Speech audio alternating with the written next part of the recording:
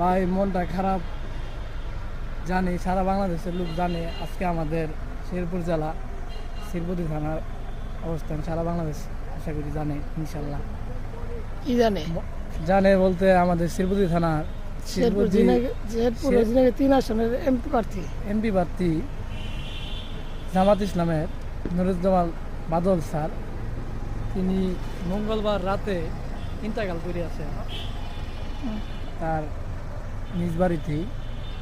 কিন্তু ভাই মনটা খারাপ, ইনি একটি মাটির মানুষ ছিল, যা বলার কোনো ভাষা নাই।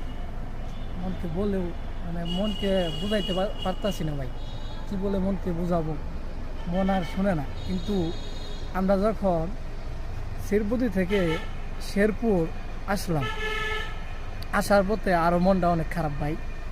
কিসের জন্য খারাপ বলতে ভাই, মানুষ হাসি থাকলে তার দাম আছে অনেক, কিন্তু মানুষের যখন নিঃশ্বাসটা বদ্ধ হয়ে যায় এরপরে কোনো দাম নাই।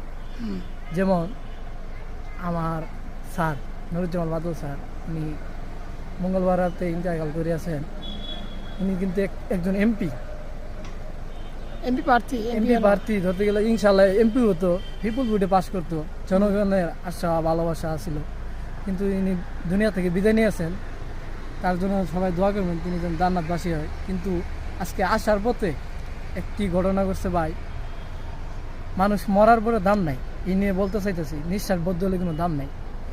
মানুষটা যখন নিঃশ্বাস ছিল, আসা যাওয়া যখন করছে, প্রশাসনের লোক তার পাশে ছিল, মানে তার ব্যবস্থা, মানে তার যেন কোনো ক্ষয়ক্ষতি না হয় এই ব্যবস্থা নিয়েছিল প্রশাসনের লোক। কিন্তু তিনি মারা যাওয়ার পরে প্রশাসন এই কাজটি করে নাই তার জন্য। আজকে শিরপুরি থেকে আসার পথে অনেক গাড়ি ঘোড়ার অনেক সমস্যা, অনেক কিন্তু ওর সাথে প্রোটেকশন ছিল না, প্রশাসনের লোক একটু ছিল না সেফটির জন্য। এই লাশবাহী গাড়িটা দেখেন, এই গাড়িটা নিয়ে আসা, শিরপুরি থেকে আসা সময় লাগে সর্বোচ্চ আধা ঘন্টা। আমরা তো দেখতে পাচ্ছি যে প্রশাসন আছে, এই যে দেখতে পাচ্ছি ক্যামেরার মধ্যে প্রশাসনের লোক আমাদের সাথে ছিল না, কিন্তু কোথায় ছিল? এখন প্রশাসনের লোক এসেছে কিন্তু আমাদের সাথে ছিল না। এর নিয়ে মনে মনে দুঃখ, একজন এমপি প্রার্থী মারা গেছে, সাথে তো প্রশাসনের লোক সেফ দেওয়ার জন্য পাশে থাকা উচিত ছিল। কিন্তু এখন দেখেন প্রশাসনের লোক, বিজিবি, সেনাবাহিনী, র্যাব, পুলিশ সবাই আছে, সব বাহিনী আছে। এখন এই পুলিশ দিয়ে সেনাবাহিনী কি দরকার ভাই? যে জায়গায় দরকার ছিল সেই জায়গায় ছিল না, এখন দেখিও। এ বলে আমার কথা শেষ করছি।